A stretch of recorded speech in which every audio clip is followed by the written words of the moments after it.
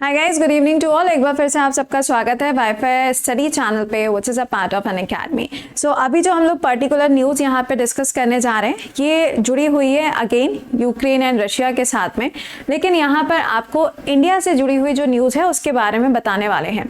ये जो पर्टिकुलर आप इमेज देख रहे हो, ये आर्टिकल अभी पब्लिश हुआ है थोड़ी देर पहले ANI के अंदर।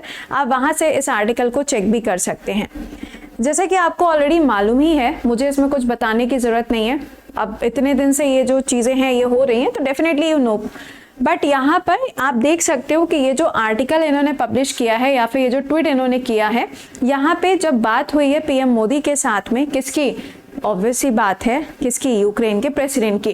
तो उन्होंने यहाँ पर इस पॉइंट को बताया है कि इनका जो एरिया है, यानी कि जो यूक्रेन का एरिया है, वहाँ पर करीबन 1 लाख से ज़्यादा जो सोल्जर्स हैं वो भी प्रेजेंट टाइम पर यूक्रेन के अंदर प्रेजेंट है। इतने दिनों से हम लोग ये चीज़ पढ़ रहे थे कि जो रशिया है वो अपनी बहुत ज़्यादा दादागिरी कर रहा है, जिसके चलते इन्होंने बहुत सारी कंट्रीज़ को वार्निंग भी दे दी है।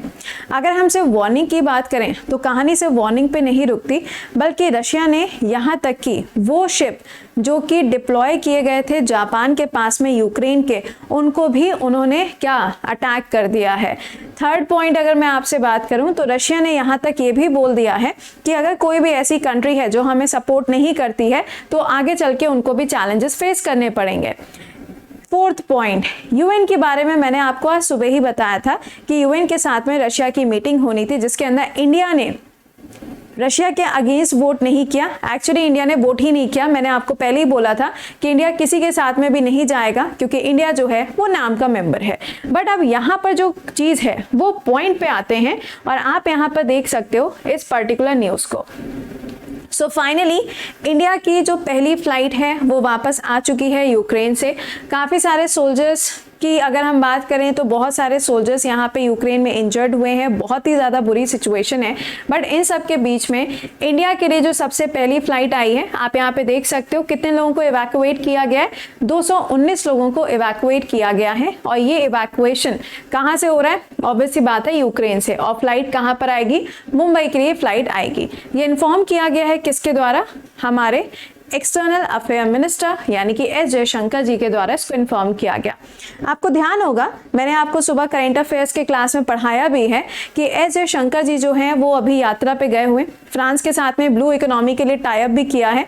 और वहीं पे आप अगर देखें तो ये इन्फॉर्मेशन आपके सामने आई है। We are moving progress, our team are working on the ground round the clock, I am personally monitoring, he adds. कौन, S जयशंकर जी ने इस पॉइंट को यहाँ पर ऐड किया। अगर आप इस इमेज को देखें तो यहाँ से साफ पता चल रहा है कि वहाँ पे हमारे देश के जो स्टूडेंट्स हैं उनकी हालत क्या थी। एंड स्पेशली यहाँ पे बहुत सारे स्टूडेंट्स ऐसे हैं जो कि MBBS कर रहे हैं, ऑब्वियस सी बात है ना। तो आप यहाँ पे देख सकते हो, ये कुछ इमेजेस हैं, कुछ पिक्चर्स हैं जिनको यहाँ पे रिलीज किया गया है। और अगर आप इसी के साथ में देखें तो यहाँ पे फ्लाइट की जो इमेज है उसको भी रिलीज किया गया है। ये पूरा आर्टिकल आपके ANI के अंदर पब्लिश किया गया, तो you can check from there also. But यही पूरी न्यूज़ थी जो मैंने आपको बताई है। तो जहाँ पर एयर इंडिया अभी तक काफ़ी ज़्यादा यहाँ पे फेयर चार्ज कर रही थी, बट आज सुबह ही इंडियन गवर्नमेंट ने यहाँ पे बता दिया था कि अब जो फ्लाइट जाएगी उसका पूरा खर्चा जो है वो भारत सरकार देगी। तो ये पूरा जो न्यूज़ था ये मैंने आपके साथ में शेयर किया। हाँ, अब पॉइंट यहाँ पे ये आया कि व्हाट यूक्रेन इज सेइंग। देखो, यूक्रेन के प्रेसिडेंट ने साफ कह दिया है कि अगर कोई भी कंट्री ऐसी है जो हमारे साथ में स्टैंड लेना चाहती है, जो हमें किसी भी तरीके की सुरक्षा देना चाहती है, तो वो यहाँ पे मोस्ट वेलकम है। फ्रांस की तरफ से इनको हेल्प मिल भी रही है, ऐसा यहाँ पे बोला गया है। और USA की तरफ से अगर देखा जाए तो 5-6 एयरक्राफ्ट जो हैं वो भी यूक्रेन के एयरबेस पे देखे गए हैं। अब क्या सच है क्या सच नहीं है वो तो बात की बात है, but these are the point जो न्यूज़पेपर्स के अंदर पब्लिश हो रहे हैं।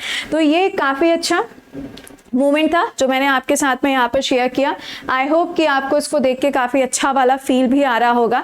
तो एटलीस्ट कुछ तो अच्छा हुआ, राइट। तो चलिए यहाँ पे इसी के साथ में आपसे अलविदा लेते हैं, और आपसे मुलाकात करेंगे सुबह 7 बजे only on WiFi study studios channel, जहाँ पे रहता है अपना करंट अफेयर्स का proper analysis with the static GK सेशन। तो जुड़ना ना भूलें सुबह 7 बजे। Till then, good night and bye bye.